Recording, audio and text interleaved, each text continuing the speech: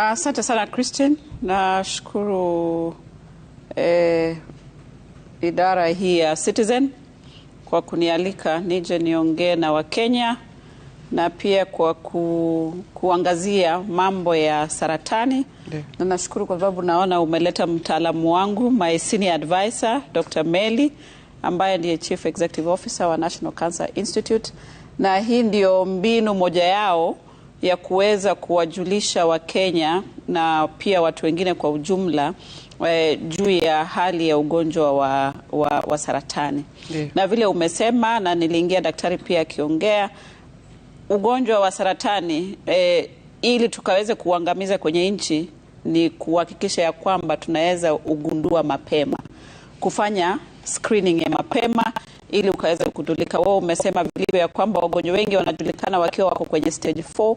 Hiyo inamaanisha matibabu inakuwa ni ya bei ya juu, na pia ugonjwa unapatikana ukiwa umeshaenea mahali pengi mwilini. Unajua saratani ni ugonjwa ambao una multiply haraka. So kama serikali kuu na wizara, umeona tumezindua juzi mpangilio, na tumesema ya kwamba sasa sisi kama wizara tunataka sasa kuhakikisha ya kwamba tuna focus mambo ya primary health care.